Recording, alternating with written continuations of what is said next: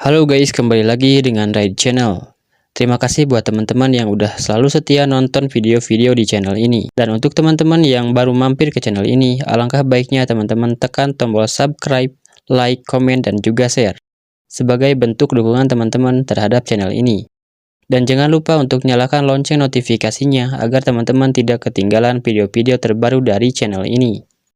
Dan langsung saja gas Raja Pemborosan. Di video sebelumnya, semua orang sudah mengetahui bahwa Jinglong sangat jenius. Namun karena hal itulah Jinglong sangat khawatir dengan hidupnya. Dan di saat yang bersamaan datanglah utusan Kaisar menyampaikan pesan bahwasannya Kaisar ingin bertemu dengan Jinglong. Dan singkat cerita, Jinglong pun pergi ke istana Kaisar. Saat Jinglong berjalan sambil memperhatikan sekitarnya, seseorang berkata, "Tuan muda, sudah lama tidak masuk istana ya? Dan sekarang Kaisar meminta bertemu. Wah, ini adalah anugerah, ini adalah berkah." Jinglong hanya tersenyum dan berkata dalam hati, "Kenapa Yuyun Wanjong ingin bertemu denganku? Apakah masalah pecundangku sudah ketahuan? Atau tentang aku yang mengintip Nona Lin?" Tuan muda, cepat ikuti aku," ujar utusan Kaisar itu. Jinglong pun sampai di tempat Kaisar dan terlihat sang Kaisar duduk di singgasananya. "Hamba bertamu yang mulia. Hamba berharap yang mulia penuh berkah seperti air yang mengalir panjang di Laut Cina Timur dan umur yang panjang lebih dari Nanshan." Panjang umur,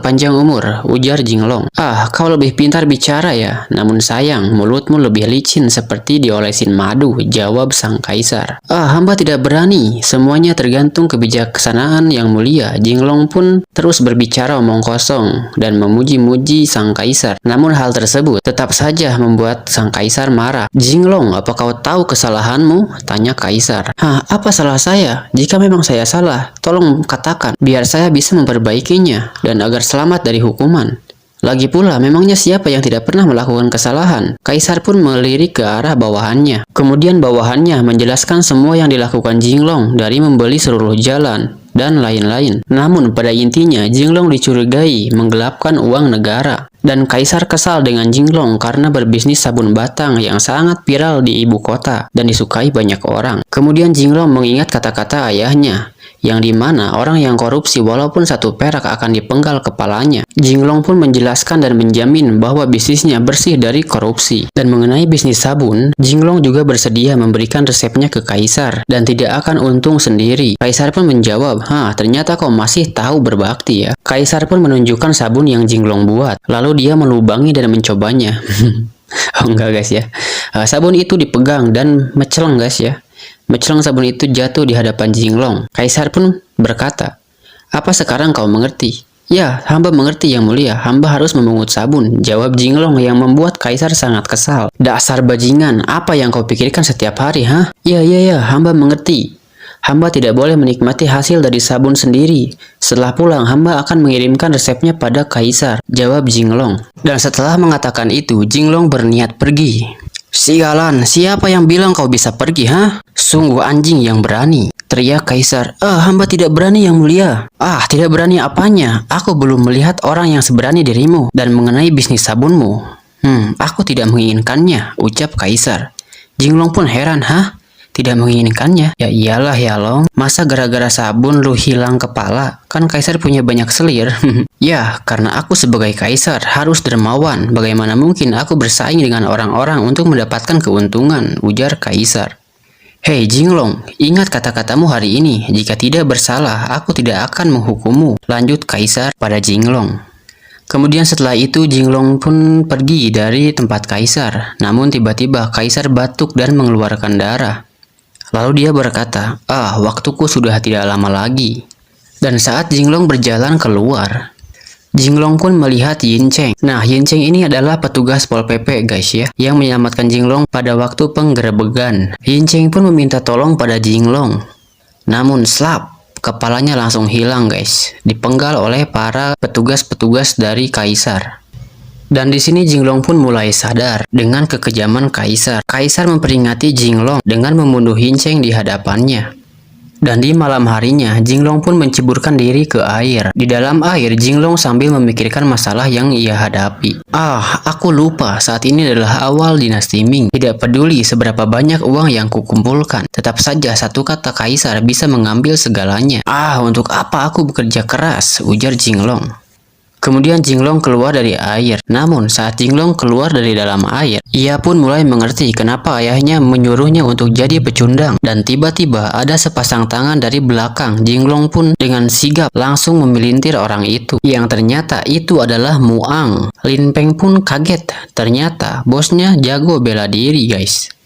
Kemudian Xin pun berpindah ke tempat Jinglong. Lin Peng berkata, "Bos, tidak disangka kau mempunyai jurus yang bagus. Kak, lenganku hampir saja dipatahkan olehmu," ujar Muang. Muang juga bertanya, "Kak, kamu bilang Yin Chen mati karenamu. Menurutku, tentara patroli itu kan budaknya Kaisar. Bila Kaisar ingin mereka mati, maka mereka akan mati." Lalu Jinglong dengan wajah kesalnya hanya berkata, "Sudahlah, jangan bicara lagi. Kak, ada hal yang ingin kusampaikan padamu. Ini bukan perkara buruk." Lin Peng pun menyela Muang. "Bos sudah diberi peringatan oleh Kaisar dan kau bilang ini bukan hal yang buruk?" "Ah, kamu mengerti apa?" jawab Muang.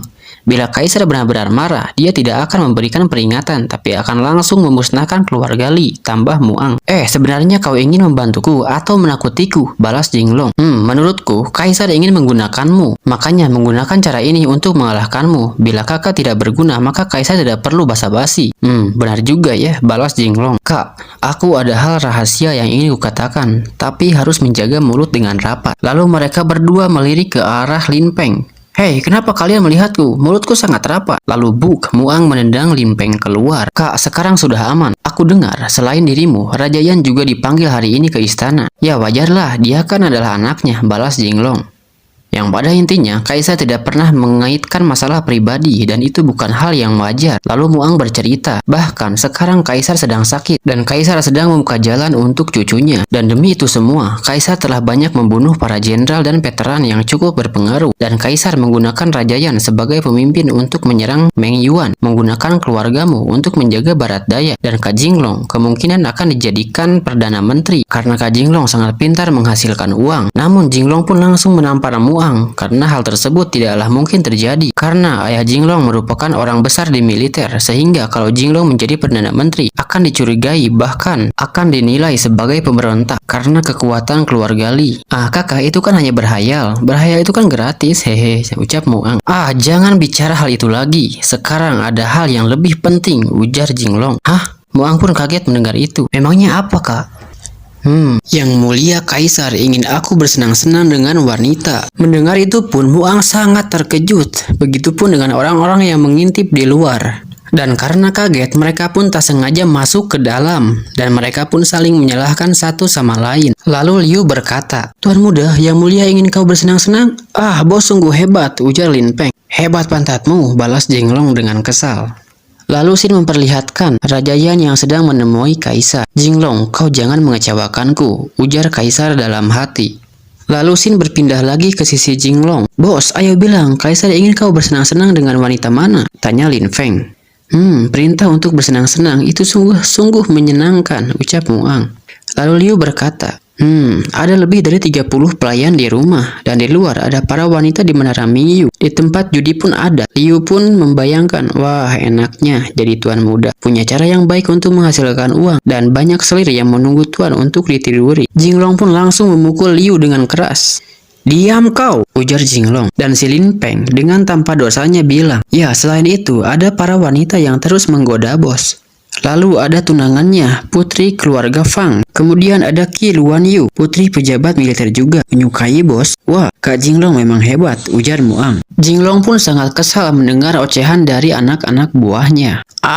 Aku tidak kuat lagi. Aku tidak bisa mengendalikan kekuatan besar dalam tubuhku." Dan berakhirlah dengan si Lin Peng yang dijadikan samsak, guys. Muang dan Liu pun ketakutan sambil melihat Lin Peng yang jadi samsak. "Diam!" teriak Jinglong yang sambil mengingat ucapan Kaisar. Yang intinya, Kaisar ingin Jinglong menikahi Peng Sisi. Dan bila ada kesalahan atau Jinglong menolak, maka pada akhirnya Jinglong akan dipenggal kepalanya. Wah, kayaknya si Jinglong bakalan jadi nikah nih guys ya. Jinglong pun melampiaskan kekesalannya pada Lin Peng. "Kaisar, lebih baik kau langsung memenggal kepalaku. Keluarga Peng akan dibasmi 10 keturunan, bahkan tetangganya juga termasuk ke dalam 10 keturunan," teriak Jinglong yang sangat kesal. Mendengar itu pun Muang berujar, "Kakak, bila Kaisar ingin kau menikah dengan putri keluarga Fang, artinya diberikan sebuah keberkahan pernikahan. Itu suatu hal yang bagus, Kak. Menikahlah dengan dia. Ah, dasar kau bajingan. Kamu dulu nggak bilang seperti itu, teriak Jinglong dengan sangat kesal. Dan Lin Peng berkata, tidak boleh bos, kau tidak boleh menikah dengan Peng Sisi. Mendengar itu pun Jinglong sangat terharu, karena Lin Peng sangat peduli dan setia pada Jinglong. Ah, kau memang pelayanku yang setia, ucap Jinglong. Namun Lin Peng melanjutkan, bos, bila kamu menikahi Peng Sisi, bagaimana dengan kakakku? Kamu telah melihatnya sendiri kan, bahwa kakakku memiliki boba yang sangat besar dan putih. Kau pasti melihatnya, karena kau telah mengintip saat kakakku mandi. Lalu uangku juga ada di kakakku. Jika melepaskanmu, uangku takkan kembali. Ah, tentang kesetiaanmu, aku tarik kembali kata-kataku, ucap Jinglong dengan wajah yang sangat kecewa. Kemudian Sin pun berpindah memperlihatkan kediaman cucu kaisar. Di sana, mereka membahas tentang ulang tahun kaisar yang akan segera dilaksanakan. Dan seorang pelayan serta cucu kaisar tidak sabar ingin melihat hadiah yang telah disiapkan oleh Jinglong. Kemudian Jinglong dimintai pendapat tentang hadiah yang disiapkan semua orang. Jinglong pun hanya melihat dengan acuh. Dan cucu kaisar berujar, apakah penampilan mereka tidak bagus? Bukan. Aku tidak pernah merendahkan yang lain. Aku hanya bilang, semua yang ada di sini adalah sampah. Katanya nggak ngerendahin ya guys. Orang-orang di sana pun tidak terima dengan kata-kata Jinglong. Mereka pun terus berkata kasar pada Jinglong, namun dia hanya diam. Ah, baiklah, jika kau memang sangat percaya diri, mari kita lihat bagaimana hadiahmu, ujar cucu kaisar. Dan sambil melirik ke arah cucu kaisar, Jinglong pun berujar dalam hati, dia adalah satu-satunya harapan untuk aku bisa membatalkan pernikahan dengan Peng Sisi. Ah, baiklah, aku akan mempersembahkan penampilan yang sangat jelek, ucap Jinglong. Namun sebelum itu, tiba-tiba si Kacerut Niu datang dengan kawan-kawannya. Dia pun ingin memperlihatkan hadiahnya juga dan meminta tampil lebih dulu daripada Jinglong. Yang ternyata Niu telah menyelinap ke tempat latihan para gadis Jinglong dan meniru semua tarian serta nyanyian dari Jinglong. Kemudian Niu memanggil para penari-penari itu dan dengan percaya diri dia berkata, Jinglong, lihat saja, aku akan mempermalukanmu hari ini. Dan saat para gadis keluar, Jinglong dan Lin Peng pun sangat terkejut melihat itu karena tariannya itu sangat mirip dengan milik Jinglong. Namun ternyata ada sedikit kesalahan yang sangat fatal pada penampilan tersebut yang membuat semua orang terkejut. Kemudian setelah selesai, Niu pun meminta pendapat cucu kaisar. Apakah Anda sangat tersentuh? Bajingan, cepat usir mereka keluar, ucap cucu kaisar. Niu dan kawan-kawannya pun heran, kenapa bisa seperti ini? Ini adalah tarian yang disiapkan oleh Jinglong. Yang mulia, apa yang salah? Tanya Niu. Hah, apa kau merasa hidup terlalu panjang, ha? Nyanyian-nyanyian ini seperti anak ayam, jawab cucu kaisar. Mereka pun ketakutan dengan ucapan cucu kaisar. Mereka pun terus meminta ampun. Lalu Lin Peng bertanya pada Jinglong, bos, kok bisa? Sut, jangan berisik. Mungkin mereka meniru gerakan yang salah. Dan apakah kau tahu, aku membuat puluhan cara untuk memodifikasi tarian dan nyanyian itu, jawab Jinglong. Kemudian cucu kaisar pun meminta Jinglong untuk menampilkan hadiahnya. Dan Jinglong pun langsung memanggil para gadisnya. Orang-orang pun berujar, ah, tarian lagi? Pakaiannya pun sama dengan yang tadi. Ah, ini tidak menarik. Namun sesaat setelah itu, mereka pun mulai terpesona dengan tarian dan musik yang sangat bagus. Begitupun dengan cucu kaisar yang sangat terkesima dengan penampilan para gadis yang menari dan menyanyi itu. Dia pun terkesima sampai terduduk dan dengan wajah yang murung, membuat Jinglong dan Lin Peng sangat khawatir. Tarian ini sungguh luar biasa. Jinglong yang sudah tegang pun sangat lega mendengar ucapan cucu kaisar. Ah, jadi kau sangat puas? Ya, puas. Aku sangat puas. Jinglong, tolong tinggalkan para gadis-gadis ini di sini. Aku ingin mencobanya. Lanjut cucu kaisar pada Jinglong. Astaga, Yunwen ingin menaikinya, ujar Jinglong dalam hati. Aku putuskan, tarian ini akan kupersembahkan pada kaisar sebagai hadiah ulang tahun dari aku, cucunya. Hahaha, cucu kaisar. Orang-orang pun iri dengan kehebatan Jinglong. Lalu kita diperlihatkan ke sisi kaisar dan Raja Yan. Kaisar bercerita bahwa dia sangat kesepian karena orang-orang yang berjuang bersamanya dulu sudah pada mati. Namun Raja Yan juga bingung karena kematian para jenderal yang merupakan teman-teman kaisar adalah perintah darinya. Lalu kaisar bertanya pada Raja Yan, apa pendapatmu mengenai ayahnya Jinglong? Raja Yan hanya diam. Dari obrolan kaisar dan Raja Yan yang pada intinya, Kaisar merasa sudah tua dan dia punya rencana untuk cucunya di masa depan. Dan di antara veteran yang tersisa, hanya ayah Jinglong yang memiliki presentasi untuk mengganggu rencananya. Kaisar pun meminta kepada Raja Yan, jika dirinya mati, maka ayah Jinglong juga harus mati. Kemudian Raja Yan menjawab, "Ayah, kau harus panjang umur." Ayah, tapi kenapa? Kau harus membunuh semua veteran. Mereka adalah pahlawan. Dan Jinglong dia, ucap Raja Yan. Lalu kita beralih lagi ke sisi Jinglong. Mereka pun sedang berdiri dan menunggu para gadis yang diewek oleh cucu kaisar. Aku tidak sangka cucu kaisar sangat ganas. Dia sangat cepat menyelesaikan begitu banyak wanita, ucap Lin Peng yang langsung ditutup mulutnya. Tutup mulutmu, apa kau ingin mati? Bentak Jinglong pada Lin Peng. Tapi Yun Wen juga bermain cukup hebat. Dia mampu melakukannya dengan banyak wanita. Apakah orang seperti itu layak jadi kaisar? Ujar Jinglong dalam hati. Lalu wanita itu pun menghampiri mereka berdua. Tulang-tulang badanku hampir remuk, ucap wanita itu. Apakah cucu kaisar memang ganas? Tanya Lin Feng. Untuk sekelompok wanita cantik seperti kami, cucu kaisar hanya meminta kami menari sepanjang malam. Tulangku terasa patah. Hanya menari? Tanya Jinglong. Benar, dia hanya menatap kaki kami dan tidak melakukan apapun, jawab wanita itu lagi. Memangnya kau ingin diapain sama cucu kaisar? Tanya si Lin Feng. Jinglong pun heran mendengar ucapan wanita itu. Dan dia berujar dalam hati, jadi Yun Wen sebenarnya tidak mampu. Ternyata aku masih lebih hebat daripada dia. Lalu kita pun beralih lagi ke sisi Raja Yan dan kaisar. Mendengar kaisar ingin menjadikan cucunya sebagai kaisar di masa depan, bawahan Raja Yan terkejut dan berujar, "Yang mulia," namun langsung ditahan oleh Raja Yan. Jadi, ayah telah mengatur warisan. Yun Wen naik tahta, aku menjaga Bei Jiang, keluargamu menjaga Nanjiang. Sedangkan Li Jinglong, lalu Raja Yan tertawa, hahaha. Sungguh tak disangka, ternyata ayah tertarik pada Jinglong. Ayo jalan, tambah Raja Yan. Kemudian Sin pun berubah lagi ke sisi Jinglong yang sedang berdiri di hadapan rumah keluarga Fang. Tuan muda, apa kamu benar-benar ingin melakukannya? Tanya Liu. Bos, jika kamu seperti ini, bagaimana cara kamu berhadapan dengan kakakku? Ujar Lin Feng. Kakak, jika kau berjalan di langkah ini, kau tidak akan bisa kembali, ujar Muang. Aku juga tidak mau, tapi kaisar ingin aku mengenal sisi lebih dalam, ujar Jinglong. Mendengar ucapan Jinglong, wajah mereka bertiga langsung berubah ke mode cabul, guys. Dan mereka bertiga langsung dicentang oleh si Jinglong. Jinglong pun mendekat ke pintu. Liu pun sangat kasihan pada tuannya. Lalu Lin Peng berkata, aku benci, tidak dapat menggantikan bos. Kamu memang baik hati dan sangat setia, jawab Muang. Namun setelah itu Lin Peng berkata lagi, seharusnya mengenal lebih dalam dengan Sisi, itu aku yang melakukannya. Aku pasti dapat melakukan yang terbaik. Ya, mereka pun terus berbicara ingin menggantikan Jinglong. Dasar dua orang bodoh, ujar Jinglong. Jinglong pun membuka pintu, namun di saat buka pintu, wus, Jinglong terkena semburan air bekas cucian, guys. Maaf tuan muda, orang di rumah tidak sengaja membuang air kotor. Bajumu akan segera mengering, ucap pelayan itu. Jangan bilang air ini bekas cuci kaki, jawab Jinglong. Bukan. Namun dalam hati berkata, wah, tebakannya sangat tepat. Kemudian Jinglong menanyakan Sisi yang ternyata sedang ganti pakaian. Pelayan itu pun menanyakan Liu. Jinglong pun menggoda pelayan itu. Apakah kau suka pada Liu? Tidak,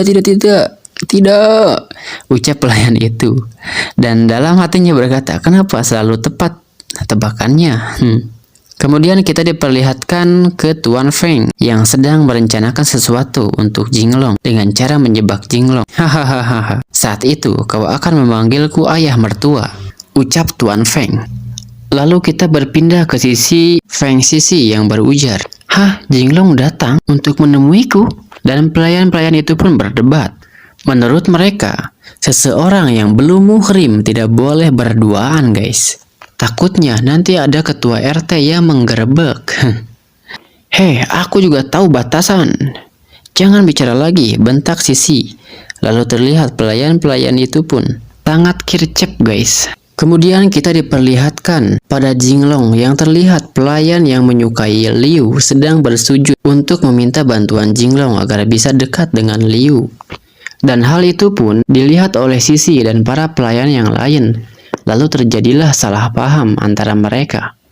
Sisi pun kesal dan menyuruh pelayan-pelayan itu keluar. "Hei Sisi, kau tak perlu marah." Iya," jawab Sisi. "Lagi pula aku sangat hebat. Semua wanita ingin menikah denganku. Ya, jadi itu sangat wajar, hehe," ujar Jinglong. Jinglong pun melirik ke Sisi dan berharap Sisi ilfil pada Jinglong. Namun Sisi hanya menganggap itu sebuah candaan dan dia hanya tersenyum. Jinglong pun heran. Suamiku, bukankah kita seharusnya melakukan sesuatu?" ucap Sisi. "Hah? Melakukan apa?" tanya Jinglong. Dan sambil mendekap Jinglong, Sisi berkata, "Melakukan apa yang kita lewatkan sebelumnya." "Hah, jangan Sisi. Aku bisa berubah menjadi binatang buas," ucap Jinglong. Aku nggak tahu bila belum mencobanya. Apakah itu binatang buas atau bukan?" Astaga. Jinglong pun mulai kesangean, guys. "Suamiku, tutup matamu," bisik lembut Sisi pada Jinglong. Ini adegan yang tidak benar," jawab si soleh Jinglong, guys. Namun saat mau melakukannya, tiba-tiba ada pelayan yang membawa makanan. "Nona, ini makanannya." Kemudian mereka pun duduk dan Jinglong bertanya, "Apa yang membuatmu tertarik padaku?" "Jinglong, apakah kamu lupa?" tanya balik Sisi pada Jinglong, yang ternyata 10 tahun yang lalu Jinglong sangat perhatian pada Sisi. Tunggu. Lalu kenapa setelah dewasa kau tidak suka padaku karena aku tidak sekolah?" "Hehehe, itu hanya karena aku tidak puas dan berharap kamu menjadi lebih baik. Dan saat itu reputasimu sangat buruk. Tapi sekarang kamu jadi sangat terkenal dan dipuja seluruh ibu kota kekaisaran." "Jinglong, aku yakin kamu adalah suami idealku," ucap Sisi yang sambil memegang tangan Jinglong. Ayahnya pun yang sedang mengintip terlihat sedih, guys ya. Bukan karena terharu, tapi karena makanan yang telah dicampur obat tidak dimakan-makan oleh si Jinglong dan membuatnya merasa rugi karena harga obatnya sangat mahal, guys. Sudahlah, aku tidak mau bicara lagi. Setelah makan, aku akan pergi," ujar Jinglong. Tapi kita belum berciuman," jawab Sisi. Jinglong pun kesal. "Hei, tenanglah sedikit. Suamiku, aku suapi kamu ya." Tidak mau."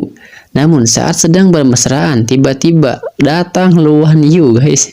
"Sialan, ternyata kau membelakangiku dan pacaran dengan wanita lain," teriak Luan yang langsung membelah meja tersebut. Kau kenapa ada di sini?" tanya Jinglong. "Hei, kau menolak menikah denganku. Aku tahu ada masalah. Dan ternyata kau punya selir," sambil menunjuk Sisi. "Hei, Sisi adalah tunanganku. Apa maksudnya selir?" tanya Jinglong. Dan dengan wajah polosnya, Luan berkata, "Iya ya, sepertinya masuk akal." Dan serentak dijawab oleh mereka berdua. "Memang masuk akal, dan kamu adalah orang ketiga." Aku ternyata orang ketiga." Tapi karena terlanjur marah, Luan pun mengamuk di sana, guys. "Kamu yang orang ketiga, seluruh keluargamu orang ketiga," ujar Luan. "Berhenti. Walau kau putri militer yang sangat dihargai, tapi kamu tidak boleh lancang di rumahku," ucap Tuan Feng. "Ya, Tuan Peng, Tuan Peng," ujar Luan dengan gemetar. Kau sudah tahu itu aku, kenapa masih tidak sujud?" ucap Tuan Feng. Dan jebret, rudal Tuan Feng ditendang, guys. Waduh, itu luar biasa sakitnya, guys. "Hei, putrimu merebut priaku," teriak Luan. Jinglong dan Sisi pun terkejut melihat kejadian itu. Kemudian singkat cerita, Luan pun telah berhasil diusir. Dan Tuan Feng berkata, "Kedepannya tidak boleh membiarkan putri dari keluarga Kim masuk lagi ke rumah kita." Lalu Tuan Feng mengkhawatirkan rudalnya, guys. Apakah ini rusak setelah terkena tendangan dari Luan?" ujar Tuan Feng. "Hahaha, Tuan Feng benar-benar orang tua yang kuat," ucap Jinglong.